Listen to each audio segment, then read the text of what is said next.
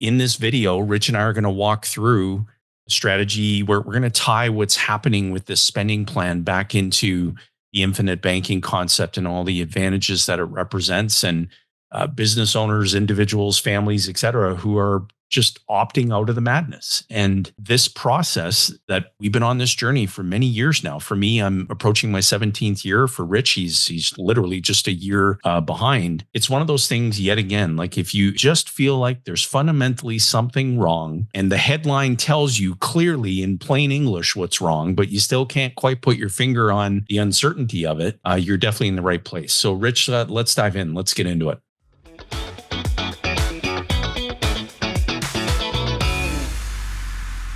You know how the government demands that we pay our taxes on time down to the penny, but they can drop a $486 billion spending plan with no budget, no accountability, no explanation? You feel that tightness in your chest when you read that headline this morning? I know I did. And there's they took a $486 billion dump on a piece of paper and called it a budget or whatever. Well, it's a little voice that comes up every time I read something like that. You know, this just can't be sustainable, and people who are commenting on it, they're feeling the same. And it's not just frustration. It's for Rich and I, it's our financial instincts that kick in. It's our gut that continues to remind us that the system's broken, and it's top of mind, I think, to share with people that you can stop playing by the rules that just don't protect you.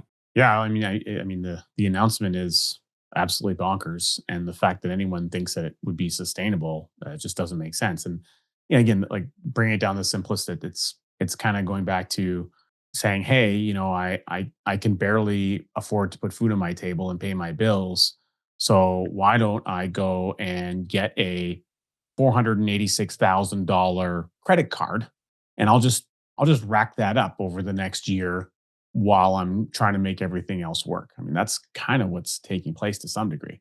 I shared earlier this morning when I was first made aware of it, the government spending plan isn't a plan, it's a warning. It's a warning. The issue is clear, like 486 billion in spending, no budget, no roadmap, just hope in your tax dollars. Like when we think regarding what we do with the infinite banking concept, like if you just read that headline, like you can't plan your future on their lack of a future. Infinite banking provides us with that peaceful, stress-free way of life and a very predictable financial foundation because we are the plan. We're not having to lay awake at night worrying about more tax grabs that are definitely coming. Well, I mean, yeah, it's not that I'm not worried about it. I'm still worried about it. I'm just not worried about it from a perspective of being impacted by it the same degree as Right. I think a lot of other people were. I mean, you always worry about your fellow man, your fellow people, like the people that you love and care about. And additionally, it's alarming and very unsettling to consider what are the unintended consequences. What is the impact of this over a long period of time? And the idea is that they're going to try to quote unquote spur certain elements of the economic machine of the country by randomly throwing money at it. I'm like, well, that is just a Keynesian model of thinking about the world. And that the result of that behavior is we're just going to load right back up into the boom bust cycle of scenarios. And some people are going to be, at different phases of that bust, depending on how it comes about. And it just is nonsensical to consider that we're walking into this particular government with massive challenges, massive amounts of government debt, massive amounts of interest accruing on that debt, with no real methodology of being able to properly deal with it. And we're just going to throw money randomly at some stuff, and that's going to fix it. I just don't see the rationale on how that's going to be an effective model. And so here's the thing: the government doesn't have any money. It doesn't have anything. The only thing it has is your social insurance number or your social security number in the United States. It has a method of being able to basically take your money and use it to pay for all their crap. So they're trying to justify that the crap that they're doing is actually for you and your benefit. Sure, some of it is, and some of it does actually benefit you. But does all of it benefit you? I would submit that it does not. And if Mhm. you take the chains off and you just let them run willy nilly, doing whatever they want, the likelihood that there's going to be some damage is very much. It's like, it's like taking a buffalo herd and just saying, we could, you know, herd you and corral you down one particular zone so that we can end up, directing you somewhere, or we can just be all willy nilly and random and create chaos. And so if you don't manage that, and the herd is going and there's a stampede, and then all of a sudden your barn or your house is in the way, well, they're just going to go right through it. Like, they're not going to stop. Some will go around, but eventually the whole herd's going to come. It's just going to blow right through the house. So, like, in that model of thinking, there's no control mechanisms over the way that all this capital is going to be spent. I agree. Another issue that came up as a result of this announcement is, they floated a capital gains overhaul. And so if they're willing to test Nobody that, saw that coming, Jay. if they're willing to test that, nothing's off limits. And so again, I'm trying to tie in the infinite banking concept as it relates to the issues that I personally identified from this announcement. And when you think of the tool that's used to implement the infinite banking concept, you're dealing with a dividend paying life insurance contract, ideally from a reputable mutual company. You've got cash value that is growing daily, that is uninterrupted. You're in a tax advantaged contract. You control it. You're no longer a sitting duck in the government's game of what can we tax next. And so I tried to think through this logically around, okay, what are the specific issues? Why is the infinite banking concept, why does it remain an advantage? Here's another one, and it applies to whether it's the IRS or Revenue Canada. They demand perfection while they write IOUs. You miss a payment, penalties. They blow billions, they shrug it off. How does that sit with you? It's not even remotely hypocritical. Yeah, it's unreal. Yet with the infinite banking concept, you get to build a warehouse of wealth that makes you less dependent on traditional taxable, unpredictable government rules, and you can't. So you can't fight the government with complaints, but you can definitely build a system that makes you far less dependent, and that matters. I think that matters more than ever in the environment that we're in. There's a lot of reasons to be concerned. Again, concern and fear are two different things. Like, I think you can have concern and not be fearful, and fear doesn't. Future events appearing real. That's my acronym for fear. There's several other ones, and because you can't fear something in the past, it's already happened. Right. You can fear a future thing because it is about to happen or it could happen, but usually the fear is driven from your mental recollection of something in the past that had a similar outcome, or an experience. So, yeah, there might be reasons to have fear, but I think more so concern, and because if we address concern, we can minimize fear. And so there's also going to be opportunity. And so where are the strategies to turn this, uh call it a nuclear financial bomb that the Canadian government has decided they wanted to drop on everyone today? And where are we going to be able to create opportunities within it? So Jason, you and I aren't going to fly down to Ottawa and knock on some doors and just magically change this decision that's happened today. Like, it's not going to work. So instead, we say, okay, we can't correct or modify or change it. We might consider how we might maybe look at our vote the next time it happens. So that's the only real actionable item that we can do in relative to, changing future elements. But what we can say is, based on what's happening, what are some potential areas or theoretical zones where we might see economic uptick? We might see some great potential that exists. And so let's go through some of the fine line items of what they outlay they're going to do. Okay, so what industries might be impacted? What geographic locations might be impacted?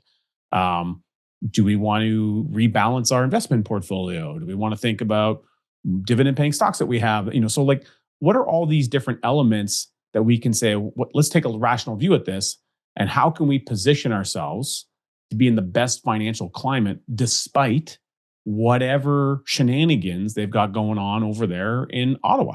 Yeah, it's so true. And again, I just think logically, the government will chase you down for missing $142 tax payment, but then they say, "Hey, look, let's commit to spending $500 billion, and we'll figure the rest out later."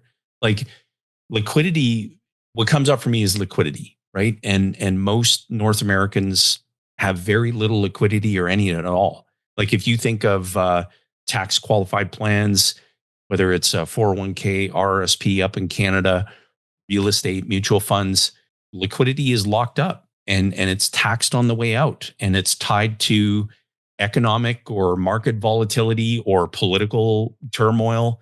But yet, the infinite banking concept tie in is that in our system and our clients, they get ready access to capital at any time on their terms without interrupting the daily growth of their cash value. It's a system that they own, that they control. And what came to mind for me is, and this could be an article or even a small book that we end up writing. Liquidity without compromise. That's the phrase that comes up for me. Liquidity without compromise. And the folks in North America that we're blessed to serve each and every day, they really truly value that. And announcements like the one that came out today regarding the Canadian government is just it's completely asinine. And well, there's lots of so there's the big aspect of it, the overarching aspect, and then there's like, not that it's granular, but dissecting some of the components. I mean, there's one that stands out to me as completely baffling. Like I just don't fathom and understand. And that's a promise to continue to boost funding, increase funding, yeah, to the CBC up to $150 million a year. I mean, nothing against the CBC. Don't get me wrong. There's some programming that I used to watch when I was young, and I'm sure they probably still have some great stuff now, although I don't believe I watch any of it. To what degree do we need to subsidize the marketplace of things like the news and Canadian programming? Like if Canadian programming can't survive because it's so amazingly unique, but we need it to maintain our identity somehow. Like, yeah, well, shouldn't it be able to do that on its own merit? Like the free market is telling you that this content isn't good enough to be able to support itself, right? Like there's thousands of different networks and television stations and whatever down in the United States, and in Canada, yeah, we've got less, and we watch. Why do we know so much about our American counterparts? Is because we watch all of their programming, right? That's why we're effectively very similar in nature between the two nations. But Canada's own broadcasting corporation, it's, in my opinion, it's spitting on an awful lot of drivel and wasted energy and effort. So like, why are we supporting that initiative? The free market has spoken and said it does no longer need to exist. If it did, it would be able to support itself. it's such good points. And I would add to that, like if you, again, everything begins with the way that we think. And look at this from through another lens, inflation, which is really just like it's a stealth tax, right? Like your dollars are losing value while the government distracts you with buzzwords like affordability framework. Like this is not a framework, it's a freaking bonfire. And when you tie in the infinite banking concept, everything begins with the way that we think. You have cash value growing uninterrupted inside of a contract that's designed to kick the pants off of inflation. And so you've got capital that's accumulating, quietly compounding in peace, and you're not worrying because you're expected to obey while they improvise. So there's one set of rules for them and there's another one for you. You follow deadlines, you submit forms, you have to account for every dollar, and they burn billions on ideas that wouldn't pass a high school economic class. Whereas with the infinite banking concept, you stop playing their game because you accumulate and own capital. You own the gold, you make the rules. You borrow on your terms. I guess I would just say you just stop asking for permission. And so I'm not saying in this video, and I don't think, Rich, that you would say it either. I'm not saying that the infinite banking concept solves all the problems of the IRS or Revenue Canada. An exorcism might help do that. But what I'm saying is that when governments go off the rails, smart people get off the train, and they build systems that make them independent. They grow capital in a very boring, predictable way. They become their own banker, and they stop waking up wondering what headline is going to hit their net worth next. And so for people watching and listening, you can keep playing by the rules that they're rewriting almost daily, or you can literally build your own damn system. And we can show you how to do that. If we had, the proverbial crystal ball, Yep. and we knew 3 years in advance to the day that the COVID pandemic was going to impact our ability to meet in person, and everyone would be forced into their houses, working from home, all this kind of crap. And we would need supplies like, oh my God, toilet paper, because apparently everyone under the sun needed bazillion rolls of toilet paper in order to survive. We needed all these things and masks and face masks and blah, blah, blah. If we knew that in advance, 3 years, do you think we would have put a little bit of prevention and stockpiled a couple things slowly but surely, built up a bit of a storage facility, a war chest to be able to navigate the thing that we knew was coming? The Canadian government just gave you a 3 to 5 year warning on all the crap that's going to happen economically in the country. And you need to build a freaking storage facility, a war chest, to prevent or prepare for the crap that's going to happen. Like the announcement's telling you this is the equivalent of knowing that COVID was coming 3 years in advance today. Oh, I love that. I love that perspective. It's you've been given a glimpse into a future that you can begin to prepare for now.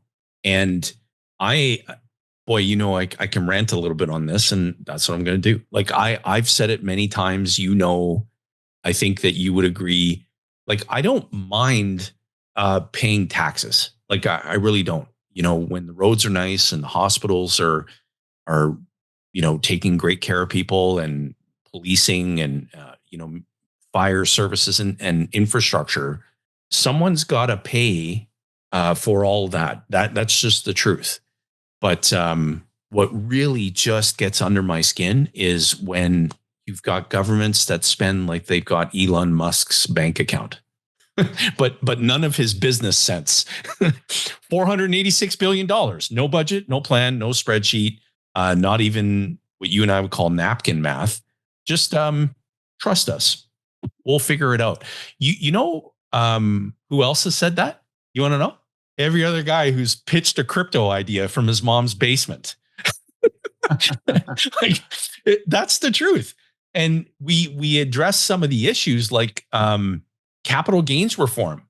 That irked me a lot because the government basically flirted with taxing investments like their criminal activity. Like, if you bought a rental property in 1998 for $60,000 and it's worth $2 million now, you're the bad guy.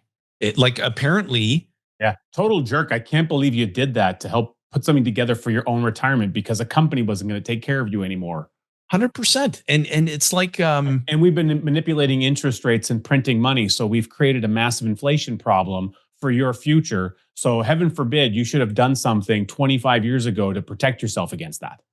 Rich, apparently making money without government involvement is offensive. And you'd think that the message was, how dare you succeed independently? We're not finished bleeding you yet. And don't even get me started on the notion of a principal residence exemption. I mean, if they touch that, oh my God.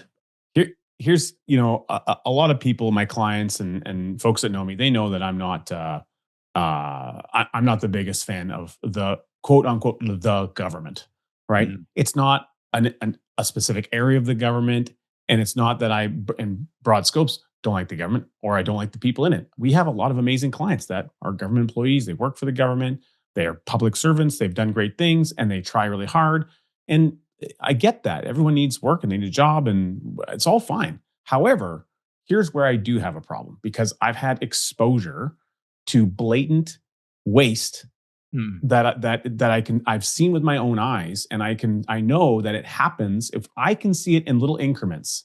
Where is it happening in the large scale we can't see? Well, Elon's proved that with Doge down in the United States and how much money they found on wasted things. And I'll just give you a couple of examples. So I'll give you a recent one, and then I'll take you back a little bit before you and I met, Jason, to give you some examples. So first off, there's a lady I've been introduced to here that through a mutual friend locally in the Chilliwack area, connected to some external friends, not somebody I know a great deal, but I've met them, has a government job. Great for her. That's fantastic. And I found out, essentially during COVID, her job was working from home, and she maintained working from home, which is fine. But she spent the bulk of that time in her bed watching television and Netflix. And all she did was review emails and clear out email inboxes, not even responding to the emails, not doing it for someone specific. She was just clearing out old emails. That was 100% of her job. And she makes over $100,000 a year doing that. I'm like, that doesn't seem to compute very well. And her biggest concern was that they were going to make her go back into an office. That was the biggest concern of her life. Hey, whatever works for you. I'm great that you were making 100,000. Not sure if that was warranted or not, but that's effectively the result. Now, let's rewind the tape a little bit, and we'll go back to, call it, early 2000s. As an electrician working in the city of Edmonton, I had the privilege of working on a lot of really, really interesting large scale projects in Edmonton, commercial projects on a lot of government buildings. I worked on a lot of schools. I worked on a lot of in a variety of hospitals in the city of Edmonton. I had the unfortunate or fortunate pleasure to help rebuild and the construction of the Edmonton Women's Maximum Security Prison in the west end of the city. And in all of those environments, and there were others, I saw blatant waste across the board. And I'll give you a perfect example. Working at the Edmonton Women's Security Prison at the time when they were restructuring it, they didn't have enough budget from the new construction budget that was provided. So they had to work from the renovation budget and the new construction. So they tore everything down from the old building, but they left a huge chunk of the slab floor where we would have needed to run a lot of conduit so that it could have been protected should anyone be able to escape. Mm. So because they left it, we couldn't do that, and everything had to be run overhead. And they made us break Canadian electrical code because they wouldn't allow us to do certain things that are required in order to put pole points and junction boxes, which would have meant access hatches in the ceiling. So they circumvented national rules because of how they manipulated the whole project. And then you'd have people fly out from Ottawa to Edmonton every 2 weeks. So we're paying for all that. They would sit in meetings all day to discuss things. Then they would have to go back and discuss in Ottawa. Meanwhile, the job is moving forward. So then they would send change orders a week, 2 weeks later, but we've already 2 weeks farther ahead. We have to tear things out and go backwards instead of forwards because they can't make decisions. That all of that goes on the taxpayer's dime. I'll give you two perfect examples. This is when the technology was still coming along. There's a one foot wide by 4 foot long fluorescent light fixture. It's hung from two little stems from the ceiling, and it's in the control room at this particular venue. Well, originally, it was going to be one of the very first, electronically controlled fluorescent fixtures. We go many years ago, before LEDs became popular, etc. And so you needed to run control wires to it. Well, they deleted the pipe and the wires because it got too expensive, but we still installed the fixture. Well, the fixture was $5,000. It took me and another electrician, a journeyman at the time, the better part of several hours to install it because we couldn't touch their touch screens and the whole scenario. So it was a very precarious situation. So there was all that cost. And then the end result is it's just a light switch. It's a $5,000 regular light. And guess what? They'll never turn it on. You want to know why? Because the glare from the light, the way the screens to manage and looking at all the prisoners are at an angle, the glare makes it so that they can't see what the prisoners are doing. So it'll never be used. And then right outside of that, above it, there's a $50,000 light fixture that is the size of, I don't know, it's probably 30 feet in diameter. And it's all put together in modular components. And it's hung at a weird, odd angle from aircraft cable. It took 3 days to install with 4 people.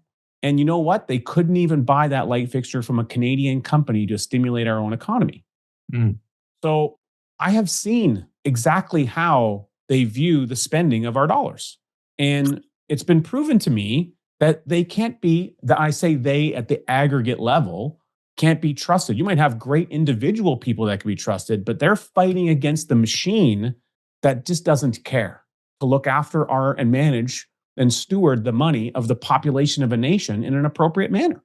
Very well said, and very concerning. And so in this video, just to recap, I guess. So we covered the Canadian government's new fiscal masterpiece, 486 billion in spending, zero budget. We've talked about how this isn't a plan; it's a warning. You heard me share that earlier, because something important to take away: whenever the government can't explain where the money's coming from, we've got a spoiler alert. It's you. It's your income. It's your gains. It's your property. It's your tax qualified plans. And we walk through some of that, in terms of the bait and switch, shrinking carbon rebates, the ticking time bomb that is this plan, this stupid spending plan. And it's just the kind where you kind of close your eyes and you swing a bat and you hope you don't hit the middle class. And yet that's what always happens. And Rich, you and we know full well, like some people hear all this and they're going to say, well, hey, that's just the way things are. Okay. Blockbuster used to be the way movies were until somebody created Netflix. And given that this is going online, I think the financial Netflix is what we would call the infinite banking concept. And when you implement this process, you're not just opting out of volatility, you're replacing chaos with contracts. That is so important because you get to be the one that's making new financial decisions, that's making the few financial decisions in your life, your family's life, and within your business that don't depend on stock markets, tax bills, or whether the finance minister got a good night's sleep. And so we can't fix the government, but the truth is we can stop funding their damn dysfunction with our blind trust. Implement the infinite banking concept, or at minimum, at least investigate it. Understand the advantages of what it means to become your own banker, because hoping for change isn't a strategy. Control is. Rich? Yeah, I 100% agree. And of course, now that you've been able to hear our little tirade and hear us, the next thing to do is to watch another one. You'll see that a magical recommendation for a new video just popped up, and I think you should go ahead and click on that. Continue your journey of learning. And in our case, whenever headlines like this come up, our journey of ranting. Rich, this was fun.